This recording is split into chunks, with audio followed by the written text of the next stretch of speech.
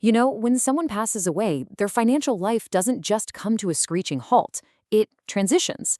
And right there at the intersection of estate law and tax law, you find one of the most complex areas for any financial professional, dealing with income that was earned by the person who died but wasn't actually received before their death. So let's dive into this critical framework guided by Internal Revenue Code Section 691. To really get why this part of the tax code is so important, you have to understand the problem it's trying to solve. I mean, look at this number.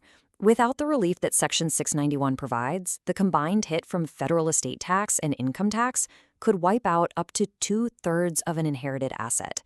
That is a staggering amount of money, a result that would basically punish beneficiaries just for receiving what was earned.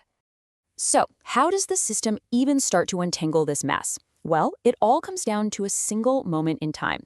Everything that was received or constructively received before the moment of death, that all belongs on the person's final Form 1040. But everything that's generated or received after that moment, that becomes the responsibility of the estate on a Form 1041 or the beneficiaries.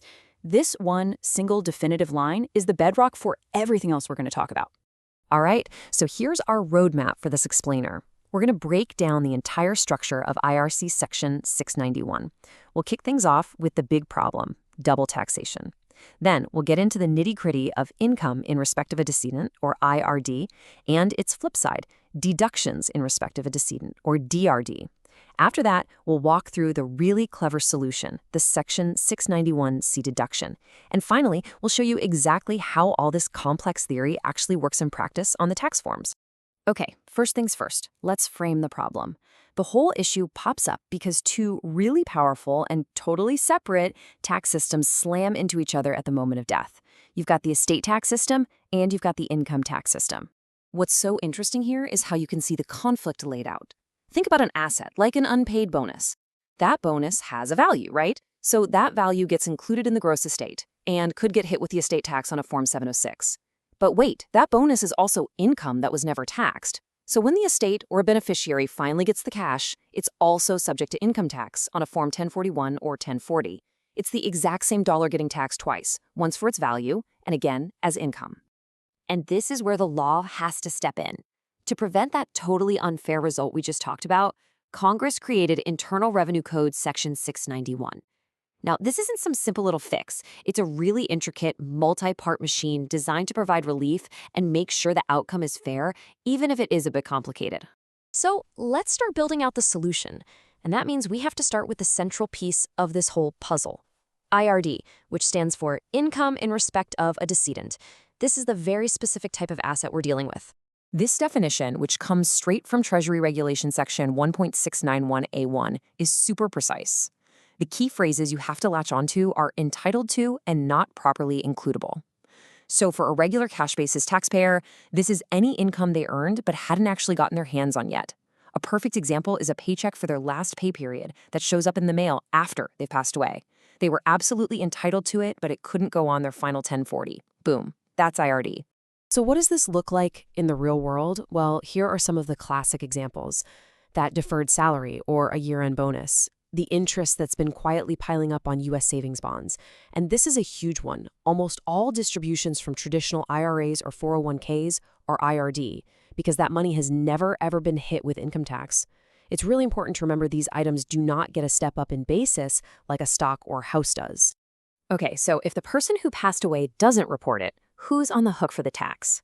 IRC Section 691A1 is crystal clear about this. Basically, the tax liability follows the asset. If that unpaid salary is paid to the estate reports it on Form 1041. If an IRA was left directly to a child, that child reports the income as they take money out.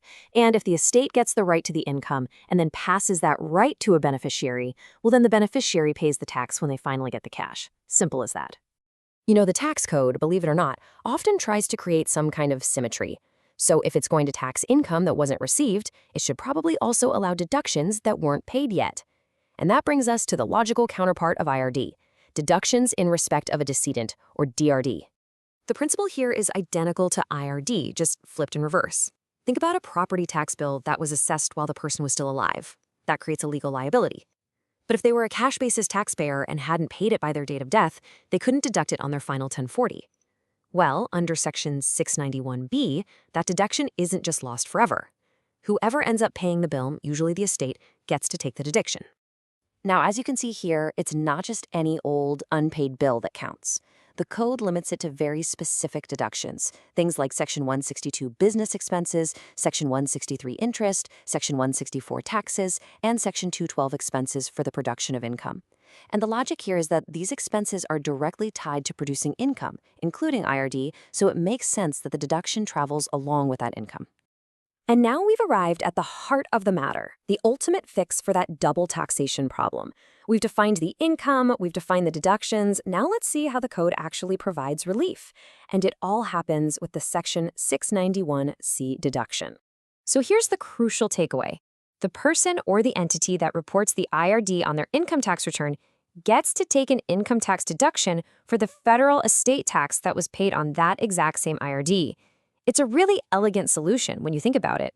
It doesn't get rid of either tax, but it uses one tax, the estate tax, to create a deduction against the other, the income tax. Okay, so how do you figure out the exact amount of this deduction? Well, Treasury Regulation 1.691C-1 gives us a very precise with and without calculation. First, you calculate the real federal estate tax on Form 706 with the IRD included. That's your baseline. Then you do a hypothetical what-if calculation. You pretend the IRD was never in the estate and see what the tax would have been. The difference between the real tax and the hypothetical tax is the amount of estate tax that was caused by the IRD. And that difference, that's your available income tax deduction. Now, this brings us to a really key practical point for anyone actually preparing a tax return. While the 691C deduction is reported as a miscellaneous itemized deduction, it gets special treatment. It is completely exempt from that 2% of adjusted gross income floor that pretty much wipes out a lot of other miscellaneous deductions, and that makes it a much more powerful and valuable deduction for the beneficiary. All right, we've covered all the theory. We understand the what and the why. So now let's move on to the final piece of the puzzle. What does this all actually look like when you're preparing the tax returns? The first practical question is always, does the estate even need to file an income tax return? And the threshold here is very, very low. For a domestic estate, if its gross income for the tax year is $600 or more, a Form 1041 is required. And honestly, given the nature of IRD, that's a threshold that's met very, very easily. This slide is basically your roadmap for reporting this stuff. So if the estate gets dividends after the date of death, they go right on line 2A of the Form 1041. If it receives that unpaid salary we keep talking about, a classic IRD item, it's reported on line 8 as other income.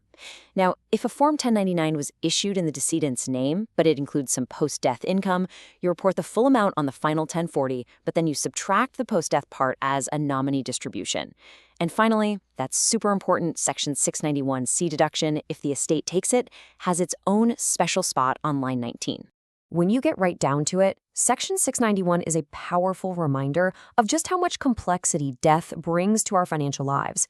It's a logical, and I'd say fair, yet highly technical system designed to manage how income moves from one generation to the next.